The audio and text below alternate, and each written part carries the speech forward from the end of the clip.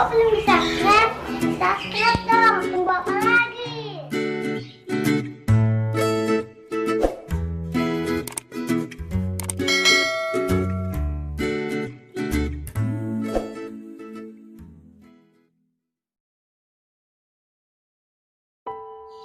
Kenapa dia tidak terlihat?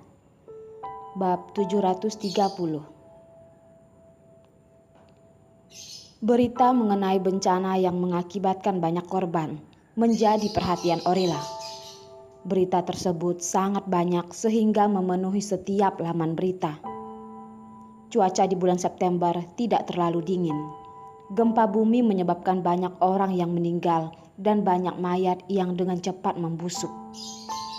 Sekalinya mayat membusuk, ada kemungkinan besar terjadinya penyebaran virus. Jika virus tersebar, maka akan sulit untuk diatasi. Jadi, penanganan mayat adalah masalah yang harus dengan segera diselesaikan. Setelah berdiskusi dan mendapatkan saran dari rakyat, para pemimpin negara akhirnya memutuskan untuk mengkremasi mayat dengan membakarnya. Walaupun sangat disayangkan atas kematian mereka dan membuat orang sangat bersedih hati, tetapi hal yang paling penting adalah membuat orang yang masih hidup tetap melewati hidup dengan baik. Tanpa disangka, ketika informasi ini disebarluaskan, ada orang yang tidak setuju terhadap pemikiran ini. Beberapa keluarga dari korban yang tinggal jauh di luar sana, ditambah lagi dengan banyaknya alasan yang lain, membuat banyak orang tidak dapat kembali melihat keluarganya untuk terakhir kalinya. Beberapa orang yang tidak setuju dengan masalah ini ingin memperbesar masalah ini, merusak image dari Pak Presiden yang baru saja terlihat baik di depan para rakyat. Semua orang tahu hal ini adalah keputusan terakhir dari Pak Presiden yang sudah didiskusikan dengan semua orang, bahkan menanyakan pendapat rakyatnya mengenai hal ini. Tetapi mereka yang tidak setuju sama sekali tidak memperdulikan seperti apa kenyataannya, karena mereka hanya ingin mencari kesempatan dalam kesempitan. Sialan semua orang ini. Orila sangat kesal. Abang Hansel dan rakyat lainnya yang tertimpa musibah bencana bersama-sama menolong sesama, apalagi orang yang sangat membutuhkan pertolongan. Semua rakyat melihat dengan kepala mereka sendiri semua perbuatan yang dilakukan oleh Pak Presiden. Tetapi masih saja ada orang yang tidak suka dan ingin membuatnya jatuh. Yang paling menjengkelkan adalah orang-orang yang memprovokasi. Mereka bahkan tidak tahu seperti apa kenyataannya. Tetapi begitu melihat ada orang yang mulai berbicara dan memprovokasi, semua orang juga mulai ikut-ikutan, seakan mereka melihat langsung kejadian itu. Orila, kamu kenapa? Melihat Orila yang begitu marah, Liota mengintip apa yang sedang dia lihat, lalu berbicara. Berita ini hanya omong kosong. Semua orang yang ada di lokasi pasti tahu seperti apa kenyataannya. Pak Presiden memiliki caranya sendiri untuk menangani setiap masalah yang ada.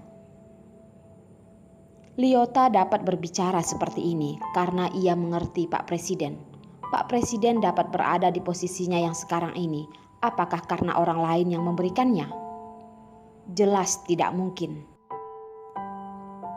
Pak Presiden dapat menangani masalah dengan dirinya difitnah oleh orang lain adalah dua hal yang berbeda. Dapat dikatakan dari hati yang terdalam, Orila tidak senang jika orang lain mencoba untuk memfitnah Abang Hanselnya. Liota, apakah Pak Presiden sudah kembali dari lokasi bencana? Orila dengan cepat loncat dari tempat tidurnya, tetapi ditahan oleh Liota.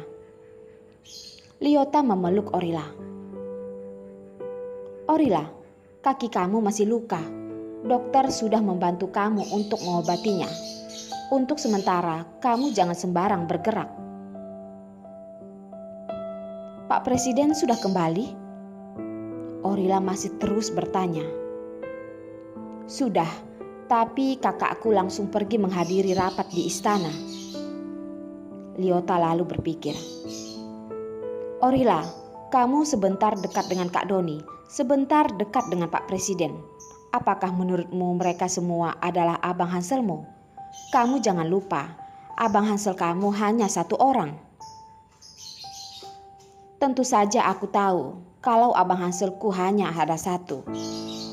Karena ia tahu, maka ia lebih menghargai. Lyota, kamu kasih tahu aku, apakah Pak Presiden... Satu kata, terluka. Ia hanya dapat ditelan mentah-mentah oleh Orila. Sekalipun Abang Hanselnya terluka, dia juga tidak akan memberitahunya. Seperti bahunya yang sedikit terluka, ia hanya diam-diam meminta dokter untuk mengobatinya dan tidak akan mengumumkannya. Lyota khawatir dan berkata, Orila, kamu makan sedikit ya. Ya, baiklah. Dia memang perlu mengkonsumsi sedikit makanan. Dia sudah kelaparan beberapa hari ini. Jika tidak makan, ia tidak akan memiliki tenaga untuk membantu Abang Hanselnya. Mungkin karena tidak makan dalam waktu yang cukup lama, ketika Orila makan sedikit, ia merasa perutnya tidak enak, ingin muntah. Dia lalu minum air. Lyota, aku gak bisa makan lagi. Lyota berkata, Orila, kamu kenapa? Gak apa-apa. Orila menggelengkan kepala. Lyota, kamu keluar dulu saja. Aku masih ingin beristirahat sebentar. Baiklah, kamu tidur lagi saja. Nanti siang aku datang lagi mengantarkan makan siang. Lyota tahu ia ada masalah. Tetapi ia juga tidak tahu harus berbuat apa. Lebih baik membiarkan dirinya untuk memikirkan lagi matang-matang. Setelah Lyota pergi, Orila kembali mengambil HP-nya dan mencari berita seputar Pak Presiden. Ada beberapa orang yang masih tidak berhenti memfitnahnya. Topik yang dibicarakan kurang lebih sama semua. Mereka merasa Pak Presiden sengaja mengkremasi dengan membakar semua jenazah untuk menutupi kenyataan yang ada. Penyampaian komentar oleh salah satu ID sangat melekat di pikiran Orila. 2 hari yang lalu, orang ini meminta Miguel untuk tidak kembali dan memberikan jabatannya kepada orang lain yang lebih memiliki kemampuan. Orila selalu emosi setiap kali memikirkan hal ini. Ingin dirinya mengecek lebih dalam lagi profil orang itu. Tetapi profil datanya kosong. Sudah terlihat sangat jelas bahwa orang ini tidak ingin sampai tertangkap. Orila menggertakkan giginya. Orang ini, dia harus cari cara agar dapat menemukan orang ini. Dia tidak akan membiarkannya begitu saja. Orang yang dapat membantunya saat ini untuk menemukan orang tersebut hanyalah Sebastian. Orang yang super duper menyebalkan. Walaupun ia sangat tidak bersedia menelponnya, tetapi demi Abang Hansel, Orila harus memutuskan urat malunya untuk menelpon Sebastian. Ketika ia sedang menelpon, telepon tersambung dengan segera. Tetapi dia tidak berbicara apapun. Orila menjilat bibirnya. Kamu kenapa nggak ngomong? Aku sedang menunggu Nona Orila berbicara, mendengar perintahnya. Lalu aku akan seusaha mungkin untuk pergi melaksanakannya. Kata Sebastian yang tidak selalu sama dengan nada yang tidak terburu-buru. Sebastian, kamu ngomong sama aku harus banget ya kayak gitu. Karena itu alasan dirinya tidak ingin berbicara dengan orang itu. Karena mereka memang tidak pernah akur dan sikap berbicaranya juga menjadi salah satu alasan utamanya. Bukankah kamu menghubungiku karena ingin meminta aku melakukan sesuatu? Sebastian kembali bertanya. Orila terbata-bata. Sebastian tertawa pahit. Ngomong saja, masalah apa? Aku ingin minta tolong kamu untuk cek seseorang. Sikap Orila termasuk sopan karena bagaimanapun ia ingin meminta tolong. Orila, apakah kamu berpikir bahwa Abang Hanselmu itu anak kecil yang berusia beberapa tahun? Masalah apapun semua harus kamu yang membantunya. Sebastian tiba-tiba emosi. Orila terkejut dengan bentakannya itu. Maksud kamu apa? Sebastian kembali menambahkan. Orang yang kamu minta aku untuk cari sejak awal sudah diselesaikan olehnya. Jadi kamu gak perlu khawatir lagi. Orila tidak begitu percaya. Serius? Sebastian lalu tiba-tiba mengubah nada bicaranya. Rila, aku hanya ingin kasih tahu kamu. Gak peduli kamu mau dengerin atau tidak, aku tetap mau ngomong. Abang Hansel kamu jauh lebih hebat dari apa yang kamu pikirkan. Dia dapat mencapai jabatan tinggi seperti sekarang ini.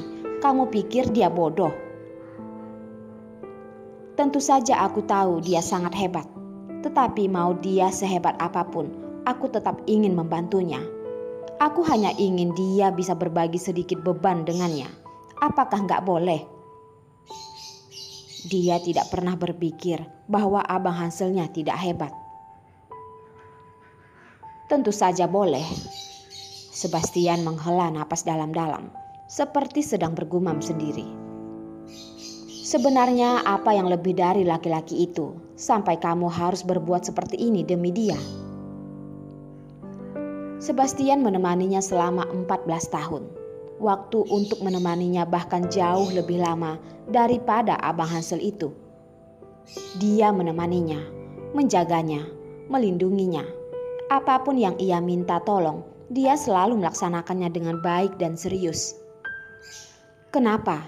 Di mata Orila selalu tidak pernah melihat orang yang selalu peduli padanya.